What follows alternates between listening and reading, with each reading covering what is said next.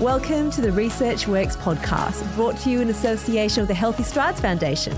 Your hosts are Dr. Dayna and Dr. Ashley Thornton, and we're here to interview world-leading researchers, clinicians, and people with lived experience to support your practice in being more evidence-based. Well, hello everyone. Welcome back to another episode of the Research Works podcast. We have an excellent episode for you today. I am traveling solo today as I interview our guest. Ash is currently away. She's still hoping that her broken arm will be healed very, very soon after being hit by some two teenagers on their scooters. Again, public service announcement, please watch out on those scooters because it affects people like Ash. But today, whilst I'm going solo, there are many guests on the other side of the line because we're talking about a hot topic, something that was published quite recently. I was involved in this publication as well, and there's been so much conversation around it. Yes, you guessed it. The title of this article is "Where is the Evidence? Challenging Therapists to Stop Legitimizing Dynamic Movement Intervention and Cuevas Medek Exercises," published in peer-reviewed Journal of Pediatric Physical Therapy in September 2025.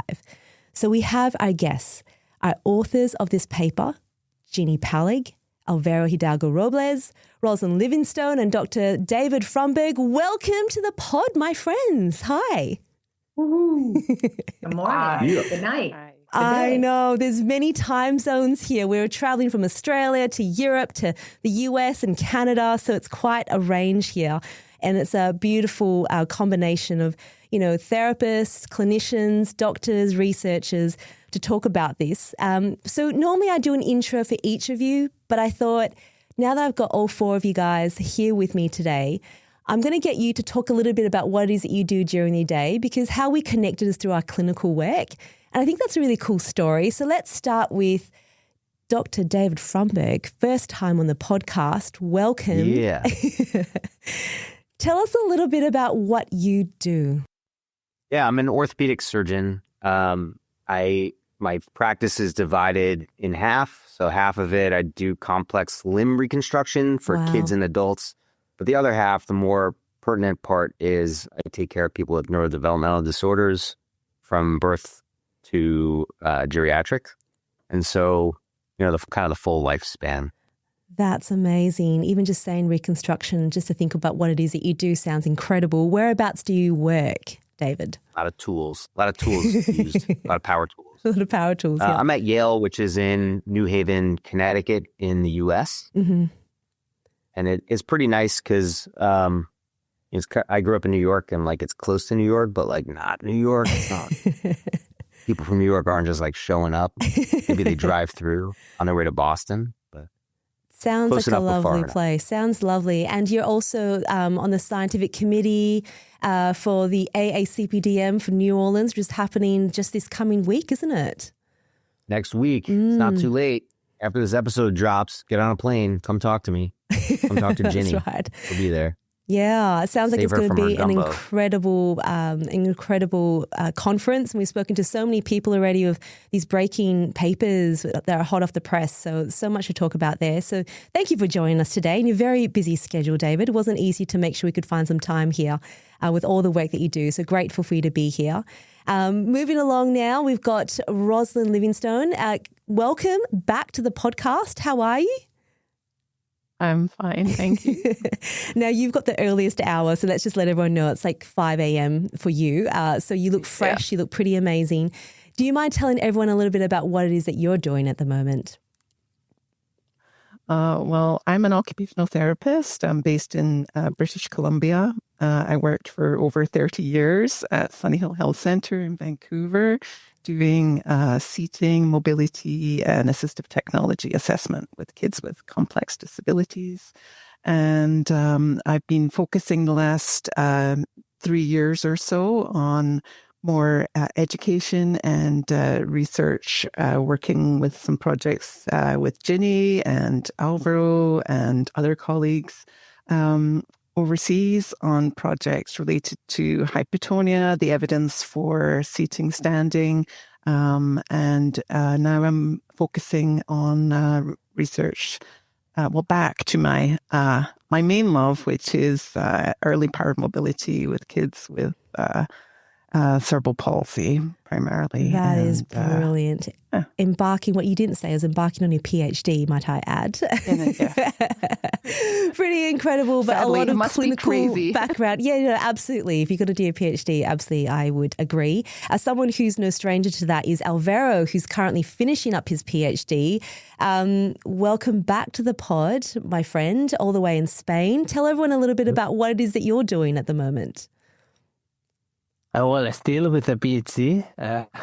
So I am a PhD candidate at the International University of La Rioja here in Spain.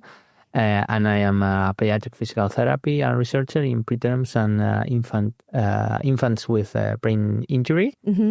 Above all, focusing on early detection and intervention for CP.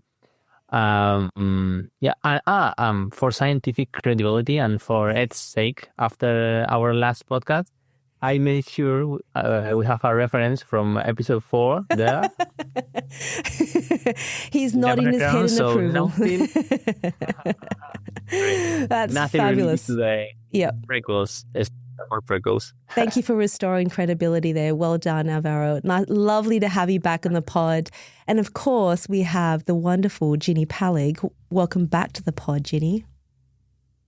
Thanks. It's so fun to be here with all these great people. I know, this is pretty fun. We've introduced you before, but I thought just from your own lips, what it is it that you do and what fills your days these days? I'm the working girl, so I'm still working 3 days a week in early intervention. I work for my local school district.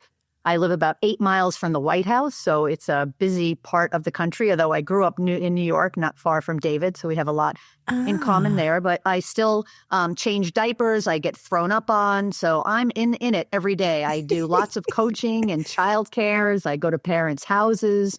I tend to get more of the kids that are at GMFCS level 4 and 5. Mm-hmm. I tend to get the families at the very beginning of their journey when we're doing the Hind, because with the help of Roz and Álvaro, we've trained everybody in my county, all the motor therapists in Hind, in doing early detection, really just so we can get diagnostic-specific ingredients into the mix. Yeah, I love that. I got my PhD when I was 45. It took me 9 years. I got NDT certified back in the 80s. So I think, I don't have fingernails. I don't have nail polish. I don't have any heels. All my shoes are flat. So I think you'd call me a clinician. All the telltale I've never signs. gotten thrown up on, but I've definitely gotten punched in the face. You get punched in the face a couple times? Oh, wow. I've been bitten. You've been bitten? Bitten is bad. Yeah, that's a tough one. I guess the point of that was to really talk about what it is that we do clinically. Most people know from my perspective, the reason why we started the podcast back in 2021 was just to bring evidence, the latest evidence to our peers and our colleagues who might not always have the time to read an article. And as a practicing physiotherapist or a physical therapist for the people in the northern part of the world, my job is a lot of working alongside families, measuring outcomes, listening to their voices about what they want. And really what comes to light with that is the F words, because we want to put life in balance and we want to, as much as possible, support children in achieving their goals, having families who are feeling whole and have the time to enjoy life as well. And with that perspective, that's why I am so adamant about wanting to be evidence-based, and hence the reason for the podcast and kind of the reason why we wrote this article. So let's get into this. I've got some questions for all of you. And I thought this article has definitely generated a lot of discussion, particularly online. And we've seen some of them and we love some of the discussion points that people have been having. But there's also been some things I thought would be really worthwhile addressing, because there's a lot of comments that are being said in certain chat groups that I think, let's have a chat about what we're meaning by it and where we've come from it, and why we embarked on this in the first place. So let's go through that. Let's start off by why we wrote this paper. So I'm going to go back to the origins of this, and we all have our origin story with this. Let's start with you, Ginny and Roz. You really helped to gather us together to write this paper. What was the motivation in the first place for you? I think over time, how Roz and I became unfunded researchers doing work off the side of our table was because we were doing things that we believed in, and we wanted to see if that was the right ingredients. Were we doing the right thing? I love that. So way back when I had my intensive, I ran an intensive in the mid-90s, and I published that data. Diane Damiano, also an author on this paper who couldn't be with us this morning, helped me organize that so that I presented my data. So when I was doing that intensive, I had a family from Texas come up, and they were going to see Esther Fink. They would go twice a year for a week up to Toronto. So I explored that with them. They showed me all their videos of what they were doing for CME. The child was crying. It was 3 to 6 hours a day that the mom had to put in doing these exercises. So I contacted Esther Fink. I contacted Ramon. We started conversations back in the 90s. Wow. Then in the 2000s, I was teaching for educational resources with Esther Fink, not the same course, but sort of in parallel. So I got to go to a lot of her classes and get to know her, and then also continued conversations with Ramon. So when Jakob came up in Brooklyn, he was a CME provider in Brooklyn. I also had kids that were in my program that had Jakob as their private therapist. So again, having lots of conversations with him about CME. And then at some point that became and morphed into DMI. And I had so many friends asking me, what do you think about this? I can make a lot of money. It's an interesting thing. What do you think? So this came about with conversations we were having over the internet. I'll let Roz talk about that with Ramon, and then lots of conversations over WhatsApp, texting and talking with Jakob and with Joanne. Yeah, so there's been a lot of conversations over the last few decades, hasn't there? Let's follow on with that now with you, Roz, because I know that there has been some discussions early on, some email correspondence with Ramon himself. That's right. When this whole started, as things usually happen with Ginny, is suddenly she copies me on an email from some unknown person that I have no idea what it's about. Familiar. And there's a whole email string below it that I have to read and try and decipher. Yes. Okay. And so, I email back, like, what is all this about? I mean, I have to confess, I wasn't particularly familiar with CME or DMI when this whole topic started. Ginny, was sharing with me that Ramon was the developer of CME starting in the 70s, and they were from the email string. They were clearly familiar with each other over a long period of time, that they had corresponded multiple times. Yes. He clearly understood Ginny's perspective, that she didn't believe that you could facilitate reflexes and shape that into active movement. And he was kind of, he was asking questions. There was a respectful interaction between them. And the conversation was really that Ginny was looking at the evidence behind these. He was bringing up some of his concerns about DMI and feeling that the origins in CME were not being fully discussed or disclosed, and wanting to share the evidence that he had, that he felt was strong. And that we really needed to understand the evidence base. So in those conversations, he shared the articles that he had. And that's basically what we described in the paper. Yeah. And that was really my role in this whole project was, Ginny said, look at these articles, tell me what you think. Is this evidence-based? And, let's try and document this. Yeah. And then she wanted to pull together other voices to sort of round out the conversation. Yeah, that's great. And it's, it's very objective to have that proper review process. And those discussions were very recent as well. They're at the beginning of this whole journey, which just was earlier this year, really, wasn't it? So that's been described quite fully in the paper. Over to you now, David. What inspired you to be part of this authorship group to talk about this topic? This is very much, when you talk about DMI and CME, it's often very allied health driven. So to have someone like you in your role, I'm very curious about why you decided to step into this. Yeah, I think a lot of orthopedists probably don't really even know what these things are. But the problem is that parents are talking about it quite a bit. Yeah. So, here we have a multidisciplinary program, which is probably the standard of care everywhere. CP program.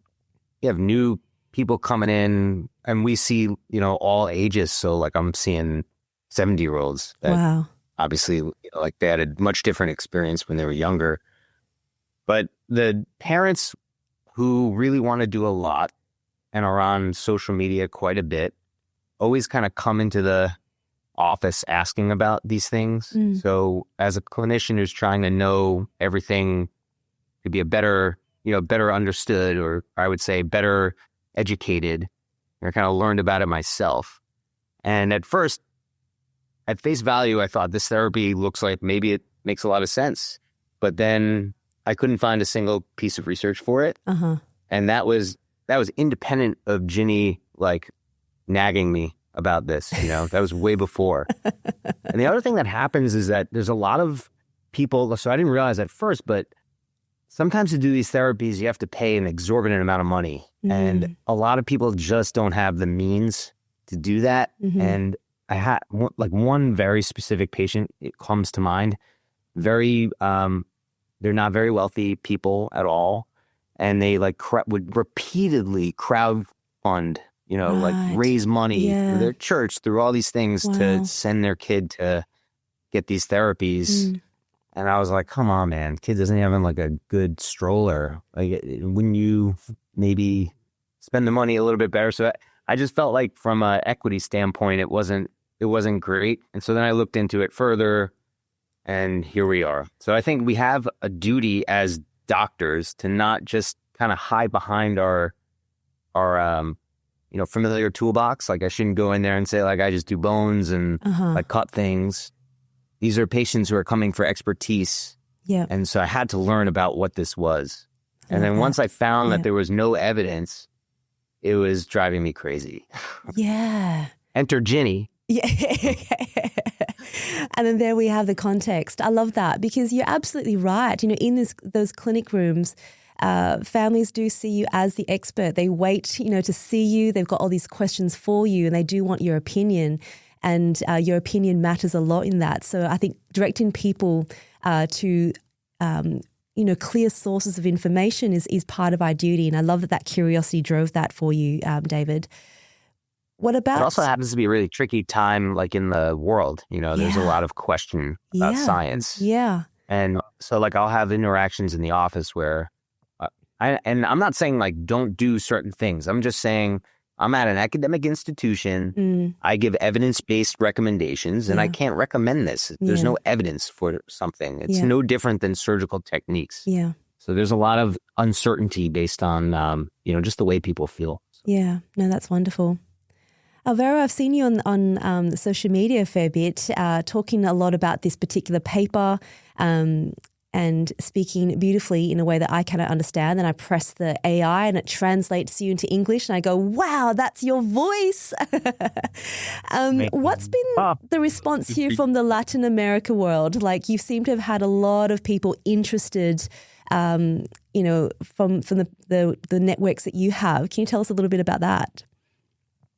Yeah. I think the impact of these therapies, DMI and Cuevas Medek, because of their origins in Latin America, recently in Spain, is quite significant. I think that in Spain, particularly, the pattern seems to mirror what we have seen in other high-income countries. But sharing, I see this in social media, sharing a common language across Spain and Latin America turns Spanish into a powerful amplifier. And in social media, you can see huge amount of content circulating in Spanish.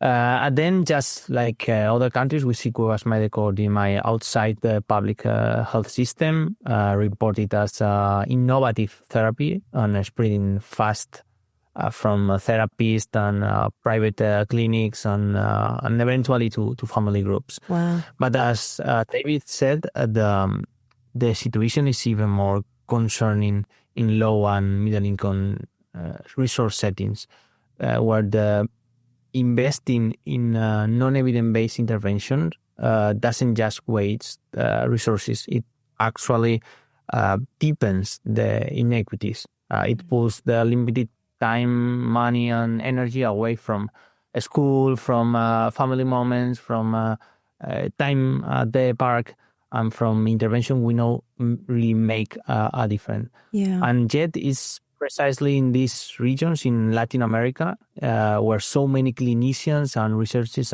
are really fighting the hardest, trying to build evidence-based practices. And they deserve far more visibility and support than the loud marketing narratives.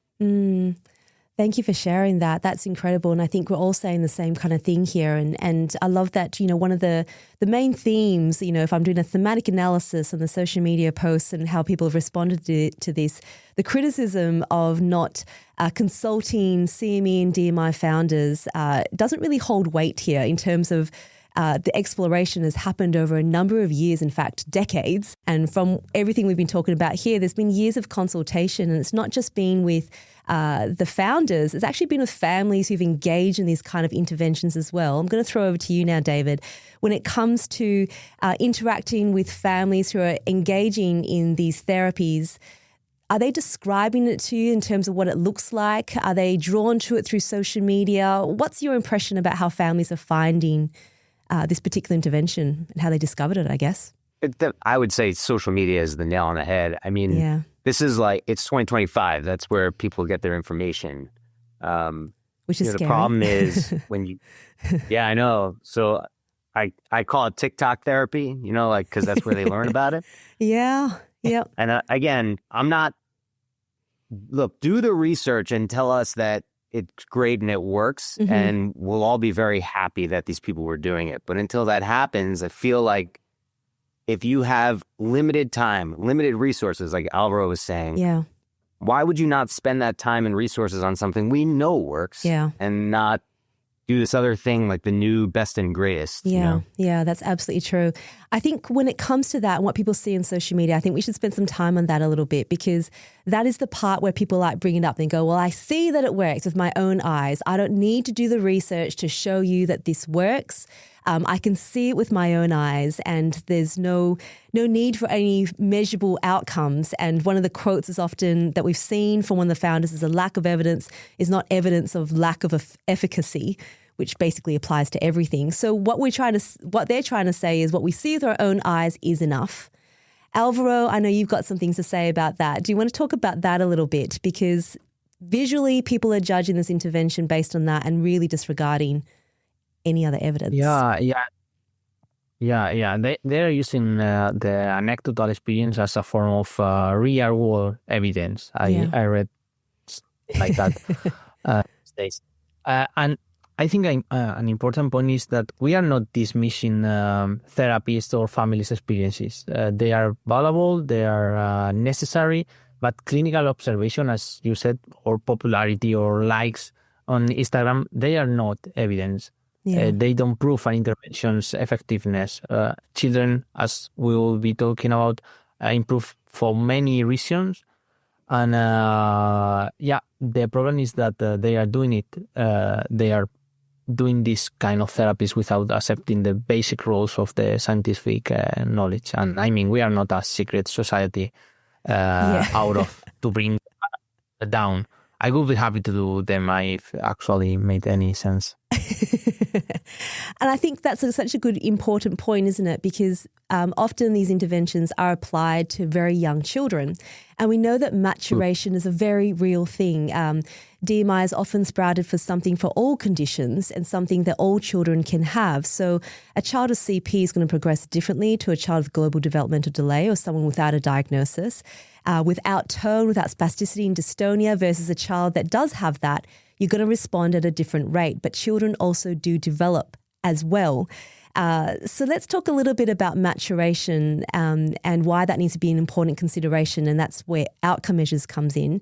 Ros, do you want to take this one when it comes to maturation and outcome measures and why we need to be using them as actual tools?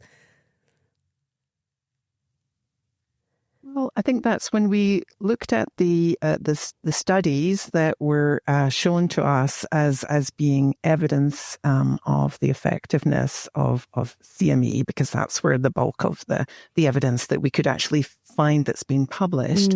The measures tend to be part of the therapy almost. They were specific to the intervention. They're not tools that have been developed rigorously that you can see are valid and effective and the repeatable measurements. So tracking change over time, that's a huge risk to the to the research that's been done.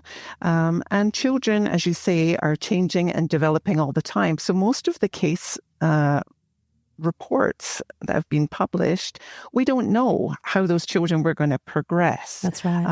I think the early one was a child who had hypoxic ischemic encephalopathy. The outcomes are vastly different. The therapy started very early, and we just don't know what would have happened or what other things were happening in their life. As David said, the children change and develop for many reasons. We just don't know what was happening at home and what would happen otherwise. Yeah. And I think the point in that as well that's just so vital is when you see things on social media. So in Australia, we're not allowed to put up testimonials, for example. That's a violation of our code of conduct as health professionals because a testimonial doesn't provide any context and we can't show a before and after because you don't know what they've actually done. You don't know if the videos were taken at a good moment versus a bad moment at the beginning and what that might actually look like. So when these testimonials are vastly put online, they're very much, watch how we did before the intensive, now after. It's an unfair playing ground, really. And when you're thinking about evidence and using evidence, the only way to be able to tell someone has truly had an intervention effect at this age is a controlled trial, because you need to be able to see whether the intervention itself is more than maturation. And if it isn't more than natural maturation, there's no point. And that was the whole idea of NDT. They did massive trials. And when you do a meta-analysis on it, it doesn't matter how much you do, it's no more than standard therapy. So why would you do it? So you actually have to do the work to show it. For the critics who say you don't have to do the work to show it and visually that's all I need, does anyone want to take this? How should we be talking about this and addressing it with them? David, hand up. Thank you. I'm not a therapist, so it's great because as an outside perspective, I'm just a scientist, right? Yeah. I'm an academic, I'm a citizen of the world. What do you mean you don't have to do the work? What does that even mean? Efficacy and all this, throwing out these big words. Come on now. No, you have to do the work because these are dollars being spent. These are minutes being spent. You must do the work. This is no different than, and I'm just going to talk from my world. Yeah. A new surgical technique comes out. Yep. Someone puts it on social media. Look at what I could do. Let's say like something I don't do. Let's say it's like plastic surgery, right? Look at this new way to do a facelift. It's so incredible. And they show a couple of photos of some people getting facelifts and they look great. And they don't show you what those people look like 5 years from then. Yeah. You just got to take their word for it. Yeah. How's that any different? Yeah. So as an outsider, someone who just steers parents or tries to give them ideas, like, what do you mean you don't have to do it? That's craziness. Okay. Maybe that wasn't as helpful, but that's how I look at it. No, I think it is really helpful. Can I go back on that one then, David, is one of the many comments that we've seen as people have looked at the post, they've said, well, why won't the research community help me to do research in this area?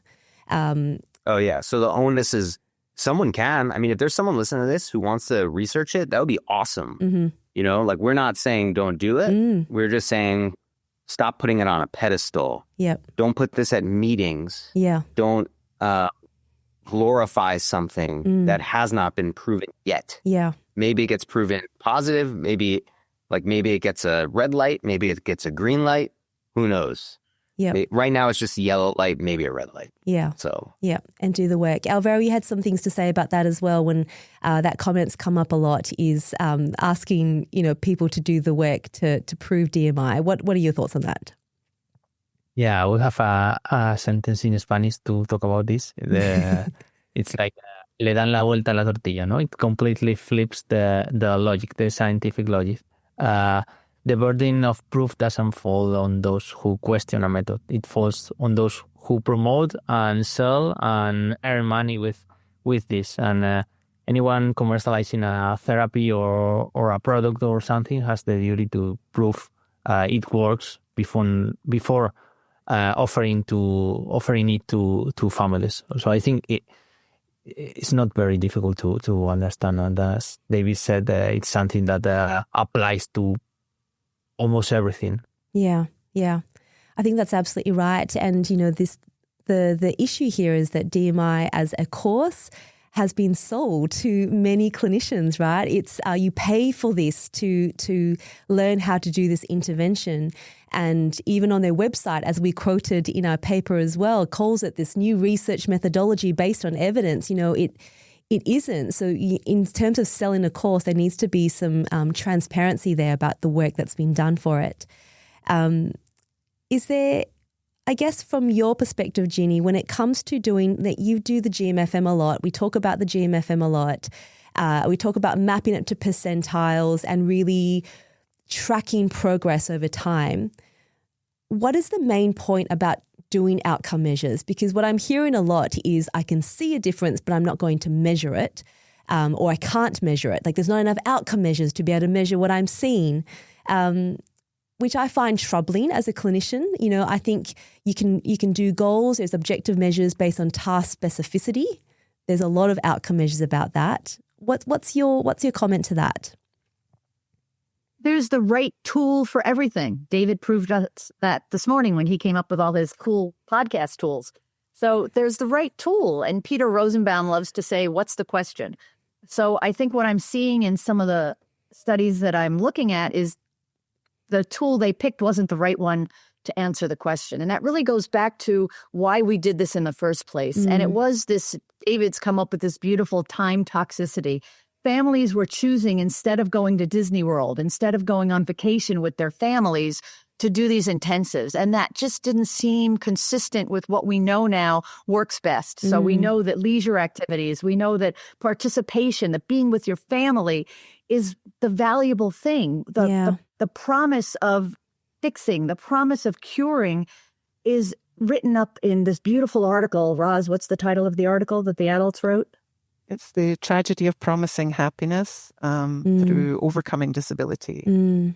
So stop trying to fix me. Stop telling me there's something wrong with me. Stop subjecting me to these hours of meaningless activities. Get me out in the real world. Get me a bike. Get me swimming. I want to have fun. Yeah. And so when I see kids for hours and hours stepping on and off wooden boxes, being dropped to the floor on these videos, it breaks my heart. And that's not what I want for my family. It's not what I want for your family. Yeah. But what do you want for your family? Take the time to sit down. I'm seeing lots of analysis of normal movement and trying to normalize, but I'm not seeing enough conversations of what do you want your daily routine life to look like? Where do you want to sit and eat? Where do you want to go and play? What do you want to do all day? And that's the joy that I want to put back into therapy. And that's why when you look at the article from Iona and Diana on NDT, they dedicated it and did it on behalf of the F-word therapists, which are the people in front of you. Yeah, that's right. That's right.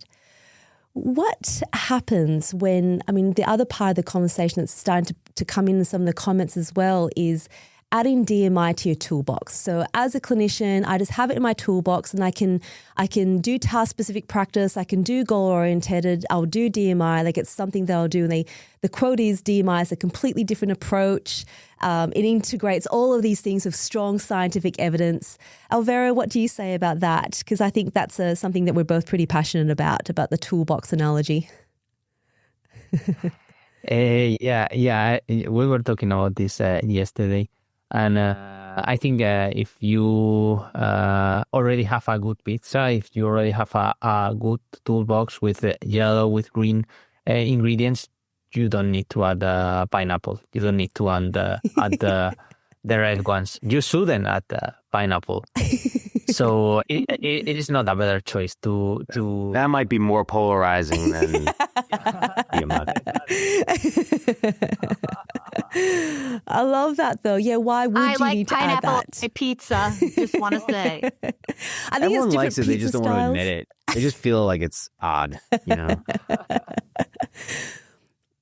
I think it's an interesting... There's the man from New Haven. In New Haven, they put clams on their pizza. Do you really? Right. Okay. Not me. Okay, not you. I reject that claim. But I think it's an interesting point with that. One of the things that I've seen quite a lot in my practice, so I've been a physiotherapist now for 23 years, and I've seen a lot of different therapies come through, and I sometimes do see families that they want to do everything, right? They want to do DMI, they want to do whole body vibration, they want to do task-specific practice. And I often say to families, I think it's too much, number one. But number two, it's really confusing for your child because the foundational principles of what these are all based on are important. And I know it sounds boring and theoretical to talk about it, but the motor learning principles that we are upholding, that are green light, that show the greatest effect is how we learn. It's do it in a meaningful context. Funnily enough, it's task specific, and feel what it's like, make some errors, and then you can do it. It's built on your own initiation. So if we do that sort of approach versus someone who does DMI or very manual facilitation, it's all very much a therapist-induced movement. So the child's constantly waiting for someone to do something to them before they initiate their movement. They're two completely different things. And the only way I can describe that, it's like taking antibiotics with probiotics at the same time. Like, is there any point? And it kind of nullifies it.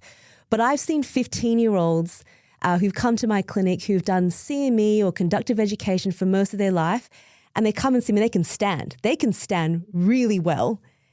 And parents say they can walk, but they can only walk when someone shifts their weight completely to one side and to the other. And they're like, they're getting too heavy for me to do that. And it takes so many hours then to kind of go, hey, you can actually do this yourself. And it takes so long for them to learn. So foundationally, the principles are conflicting because they're based on different motor learning models. So doing a bit of everything, I don't think actually helps. I think it confuses the child about what it is they're doing. And you're doing a whole bunch of stuff whilst not doing things that are actually great for kids. So from a time toxicity perspective, which is from you, David, I love that. One of the things we hear and see a lot, and what we wrote in the paper as well, is how crying is interpreted during DMI. It's signs of effort and their motivation isn't necessarily required. I feel like this goes against the idea that you're talking about from time toxicity when we're wanting to spend our time on the right things and joyful things. So crying, not being motivated versus life where you need to be motivated and be happy, they seem to be conflicting. Your thoughts on that, David? Yeah, I mean, so time toxicity is a concept that I owe DMCN some edits, and then hopefully you guys will see that within the year. Beautiful. We're going to give a nice talk. We gave a talk at EACD about it. We're going to give a nice talk about it again next week at the CP Academy in New Orleans. The concept is really more that there's many levels of this. So on one level, parents want to say that they're doing everything possible for their child, right? They're trying everything they can. And on another level, the gains may be very slow and people are used to constant dopamine hits in 2025, like social media, Instagram scrolling. So they just want faster results. So some people will turn to other things so that they could get better results for the time and, just to speed things along, which is not necessarily appropriate as we just were talking about. Yeah. So from a time perspective, it makes a lot of sense to just do things that have the greatest bang for the buck. A lot of times that goes all the way back to goal setting, and it goes all the way back to like the basis of the therapeutic relationship, which is inherently a shared decision-making approach. So we're going to talk a lot about that in the manuscript, but in general, if you only have limited time, we'll have so many hours in the day. And as a family, a lot of times families will fail to remember that they need to set aside time to just be a family. Yeah. Their family time should not just be therapy time. Yeah. Yeah. And so, there's many levels. I love that. And that therapy time should not be distressing. Like when you're thinking from a child health perspective, we know kids can cry and there's separation and things like that do happen, but the intent of that is to support the child in a very positive way, not to push them through to do movements that they necessarily don't have much control over. I think that is a concerning factor. And it's not just observations on social media, but parents do report this as well. They're like, what do I do? Like, they're crying. Should I stop and I help them? Or they go, they need to push through it. This is just part of the therapy process, which I feel just breaks my heart, because I think it's distressing to watch your child who's calling out for you and needs you to comfort them. Your role as a parent versus a therapist has to come in here. Yeah. And ethically, it's hard too you don't know what the kid wants. You don't know what they're going to want. Yeah. And you don't know what their future goals are too. Yeah, so. That's right. I heard this Paw Patrol, Paw Patrol? Yes. Like argue, again, just like pineapple on pizza, very polarizing. Kids love Paw Patrol. But I heard this like pretty scathing like interpretation of it. They're like, if you look, like they get in trouble and then a split second later, Ryder comes and gives them the solution. And kids don't really get to learn about how like difficult it is and how you have to get yourself to like do things to help yourself. Yeah. And on like I think Malcolm Gladwell did like a whole podcast about it. Mm-hmm. But on a very basic level, that's sort of like therapy, right? Yeah. So if you are just going to do it for the child and they're never going to learn how to develop it themselves, that's right. Then that is a problem. That is, absolutely. That's beautifully said. Great analogy as well. And that's why the research is quite clear about motor being related to cognition. Like, this is why we would say, help kids to move on their own so they can explore the cognition that's related to that. That's like what you're doing, Ros, powered mobility. It's so vital because those are important developmental connections. Over to you with regards to publications and protocols and why we need to start to make sure our papers or studies are being registered. That's something else that's sort of come up and kind of gone, we've got studies on the way and they should be happening in the area. We've looked onto the registers, and we certainly did for this particular paper as well, didn't we, Ros? Can you just talk to that a little bit? Yes, we did. We did search the clinical registers looking for any trials that were being reported, and we did find the trial register, interestingly, for one study that we did find on CME that's highly questionable because when we looked into it, we couldn't actually trace the references that were in there. And as it says in the paper, we looked into that history, but that the whole point of registering trials is that you know in advance what the researchers' intents were. So it's like you were talking about the videos of here's the child before and here's the child after. You just don't take those best moments in that little slice. You have the whole process planned out and you say what your goals are, your hypotheses, the measures that you're going to use. It's all determined. And then we can compare one intervention to another or to doing nothing and see if there's any difference compared to just child maturation in a group of children where it makes sense. You can't really take interventions and say they're going to work for everybody and then just show slices or sort of cherry pick what fits the narrative. Important. You have to look at what's the real world outcome of these interventions. I love that. Well, I know that David's got to go soon because he is working and has patients to see. I do want to sum this up though, and I think that we've given a lot of perspective with regards to what we've done. I know the criticism is that, we're TMI is only a few years old, we haven't done the research yet. It is based on CME, which is very clear, and they've talked about that before, which is over 50 years old, and we've talked about the evidence for that. We want to keep an eye on the clinical trials register for any new work that's been done. And at the end of the day, there's an ethical responsibility here that before more and more clinicians are trained in this, exposing more and more families to this, that work is done to show what the outcomes are, not just immediate, but also what are the long-term outcomes? Do they retain that for 6 months? Do they retain it long-term? What do these kids look like? And importantly, adverse effects, something we haven't covered before, because anecdotally, if we're going to go down that path, we have heard many anecdotal reports of fractures from this. I know that locally we've heard of that many times as well.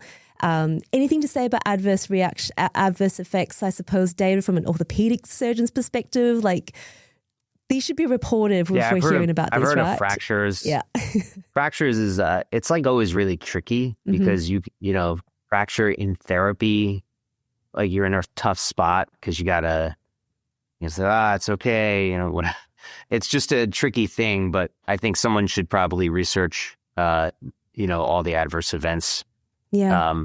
Equally as important as the long-term outcome, because going through tough spot to get some improvement may not be worth it as well. Yeah, that's right. The both of them need to be held in balance, the outcome itself as well as the adverse effects. And that's the benefit, the cost benefit kind of thing that we talk about. And the adverse effects to the therapists. We're hearing about a lot of injuries in therapists. And even Ramon will say he won't do kids after a certain weight.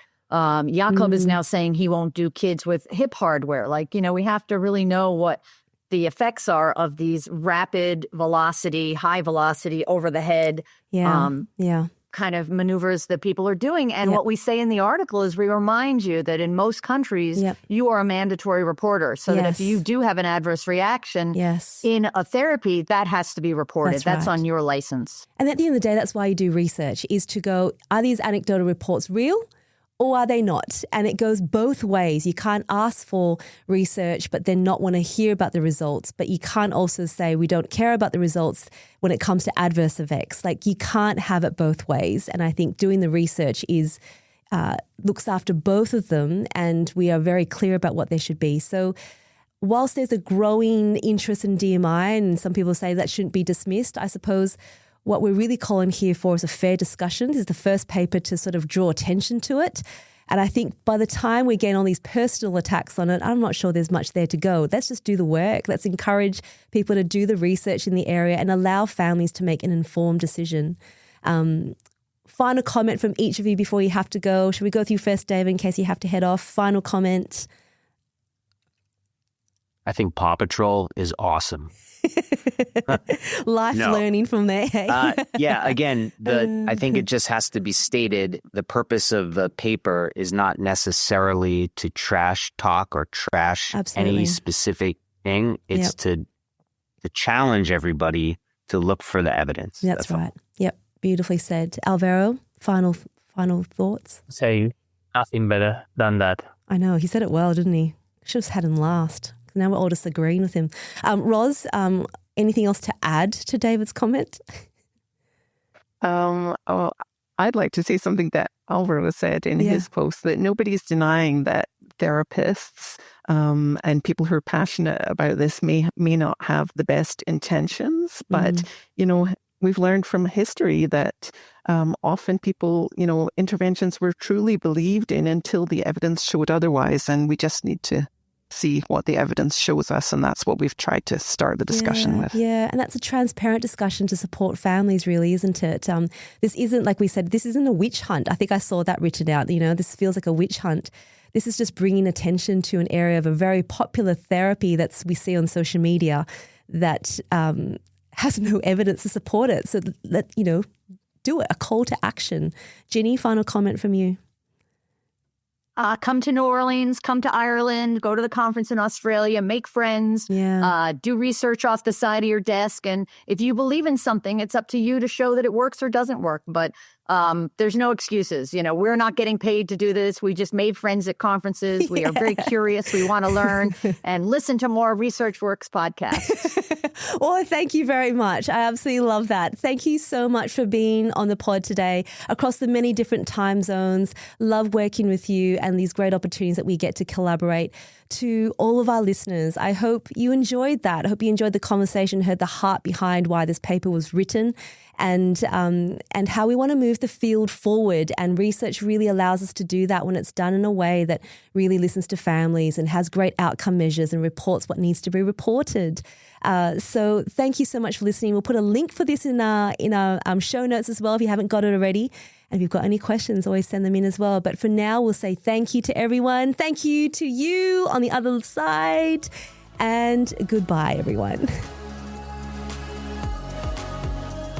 It's been really exciting. There's so many people out there that are showing their appreciation. They thinking about incorporating some of these things in their toolbox. They were thinking about going to get certified, and they wanted some guidance to know, is there evidence behind it? So that's really our whole point of doing this, was to look at the evidence and help people decide what they wanted to do. Yeah, that's so good, because I think I've also received them as well. People have been like, thank you. We've got something to reference. We've got something to contextualize what it is that we're seeing. And families have been really looking to this as well. This is the journal of the American Physical Therapy Association. This is a good journal. And the president of the Pediatric Academy for APTA wrote us such a nice note. Thank you. Like, this is so necessary. I want to focus on all the people who are like, thank you. I was trying to decide whether or not to do this. I'm trying to decide how much of it to put in my tool bag. And now you're helping me make the decision not to put it in my tool bag, or to put it in it less, or not go get my level 3 certification. The majority, the 97% of the people, I think this really is making an impact.